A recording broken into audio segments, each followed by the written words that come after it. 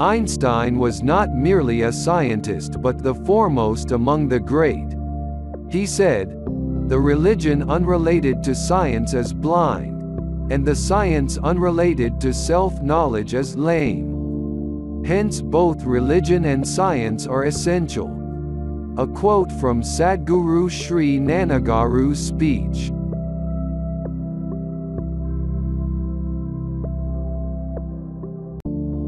Since the inception of this earth, humanity would not have produced a genius like Einstein. Until his 10th standard, Einstein passed his exams in the C division. When his mother rebuked him for his below-average performance, he said, "Mother, do you want only victories and not values? Is not goodness anything worthwhile? Your thinking is one-sided only. You must look upon things from all angles." However, his mother still scolded him. "You are a dullard and a curse upon our family. You need not feed us or take care of us. At least study to such an extent that you need not depend upon us for your food." However, his father never took care of him. Einstein improved in his studies only after the 10th standard. He got outstanding lecturers as his tutors. He also learned from observing the students who were good at their studies and improved his academics. Einstein became world famous, yet he remained humble and was never proud of the same. When asked to resolve any problem, he made calculations with his fingers and answered instantly.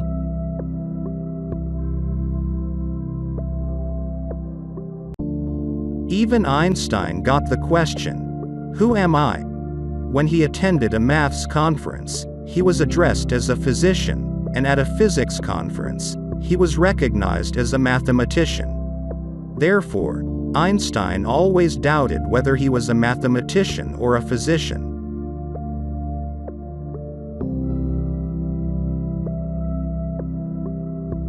Einstein discovered the theory of relativity. The essence of this theory is, when you get yourself involved in a work that is very close to your heart, a day seems to be a second. When you get involved in any task you don't love, even a second seems to be a day.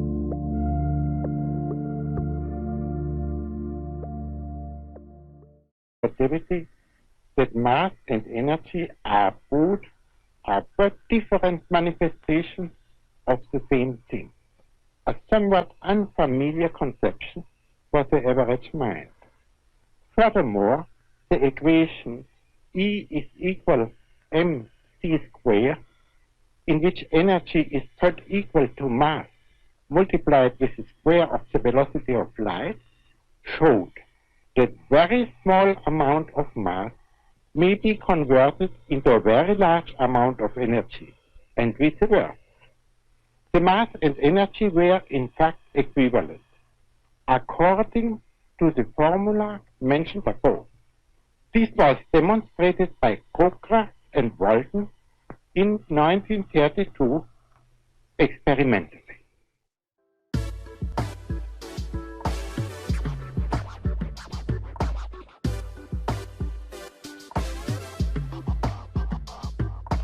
Why does an apple fall from a tree? Isaac says it's gravity.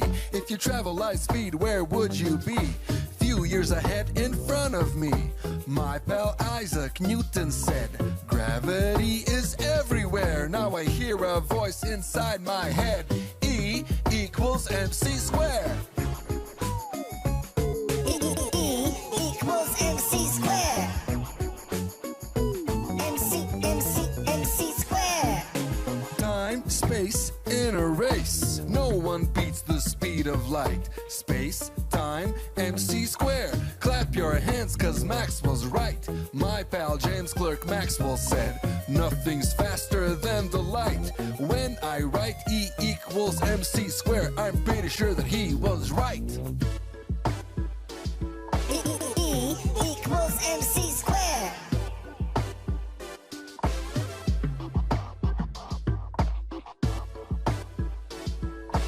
E equals MC squared.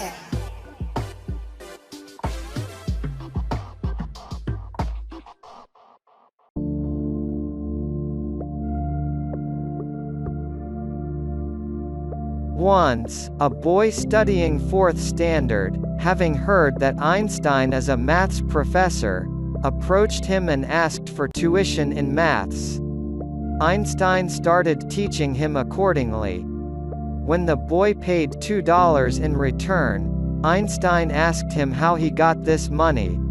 The boy replied that it was his pocket money given to him by his father.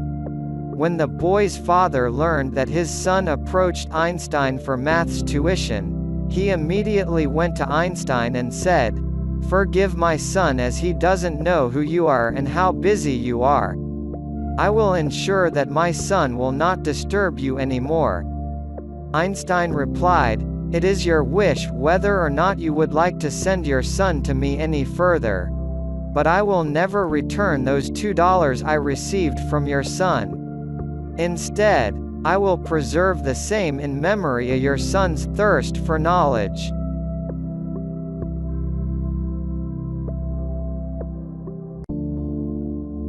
When Einstein traveled by bus, he paid in excess for his ticket but never asked back for the money he was due to receive. He used to repeat this with the same conductor, even the very next day. The conductor used to scold him. "You are aware of the ticket's price, yet you pay me in excess. So why don't you learn mathematics properly?" But Einstein never responded in return.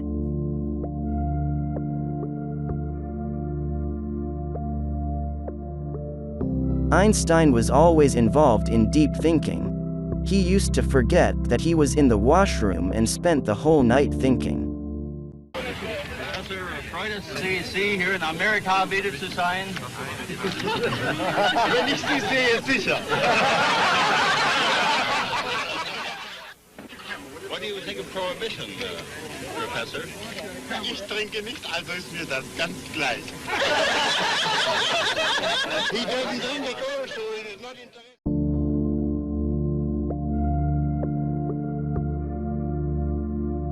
Einstein was very good at heart. When his wife wanted a divorce, Einstein asked her to postpone the same by 6 months. He told his wife, "I am due to receive the Nobel Prize within 6 months. It would fetch me a huge amount of prize money. I want to share half of it with you. As such, we don't have any enmity. Therefore, even after the divorce, if ever we meet in a bus stand or a railway station, do talk to me even if you find me lost in my own world."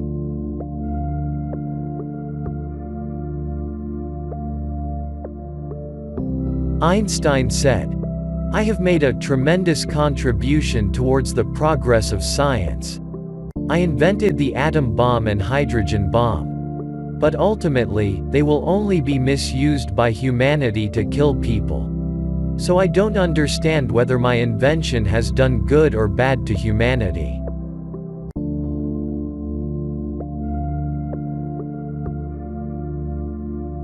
Einstein was very impersonal. He was greater than our rishis. When Einstein was to die within 4 days, he understood that he would not live any longer.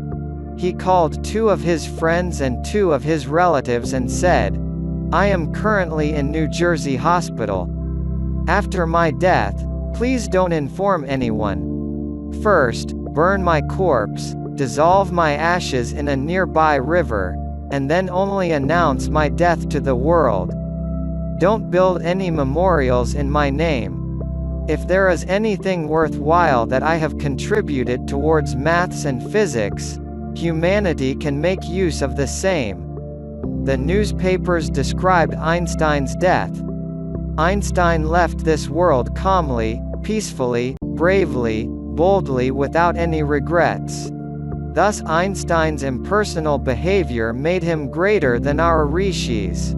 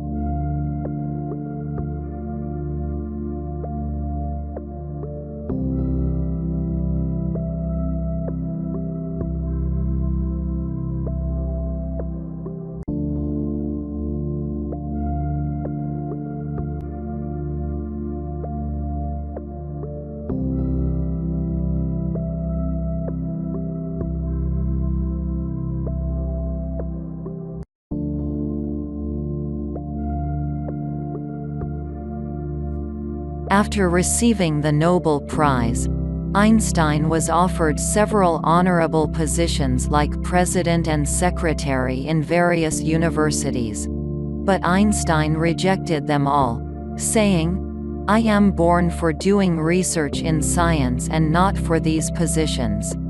To work according to one's nature is swadharma. Otherwise, it is paradharma.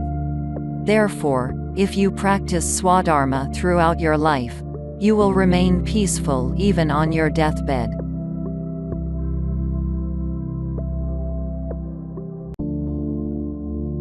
When gifted with the idols of Hindu deities, Einstein accepted the same. When Einstein was gifted with Lord Nataraja's idol, he looked at it with great amusement. He went into a trance and said, "The entire universe is in the shape of Lord Nataraja."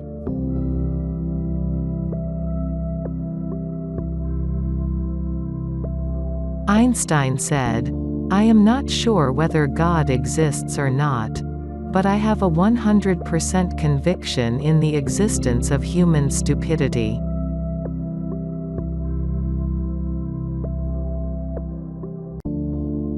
Einstein said, "A law drives the 5 elements, the sun, the moon, and the planets.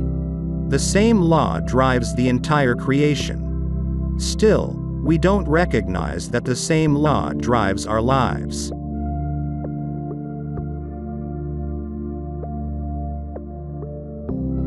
Einstein said, "God is not an object to intellect, but intellect is an object of God. For instance, a hand can hold a forceps but not otherwise. It is only your pride that creates a wall of bondage around you.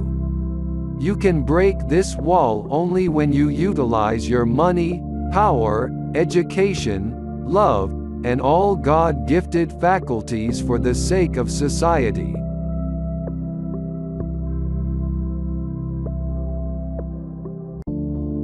Some people wanted to conduct research on Einstein's brain after his death. When they approached Einstein for his permission, Einstein refused and said, "God wanted to work through this brain. He would have done the same if he wanted to work through your brain. There is nothing in the brain.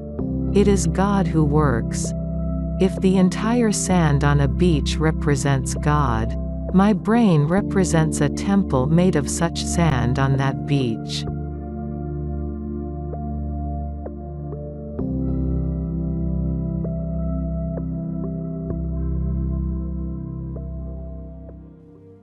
Imagination is more important than knowledge. Knowledge is limited. Imagination encircles the world. There are only 2 ways to live your life. One is as though nothing is a miracle. The other is as though everything is a miracle. It's not that I'm so smart. It's just that I stay with problems longer. Education is what remains after one has forgotten what one has learned at school. I believe in intuitions and inspirations. I sometimes feel that I am right. I do not know that I am right. If you can't explain it to a 6-year-old, you don't understand it yourself. Unthinking respect for authority is the greatest enemy of truth. Life is like riding a bicycle. To keep your balance, you must keep moving. Logic will get you from A to B. Imagination will take you everywhere. Strive not to be a success, but rather to be of value. Look deep into nature, and then you will understand everything better. The monotony and solitude of a quiet life stimulates the creative mind. Two things are infinite, the universe and human stupidity. And I'm not sure about the universe.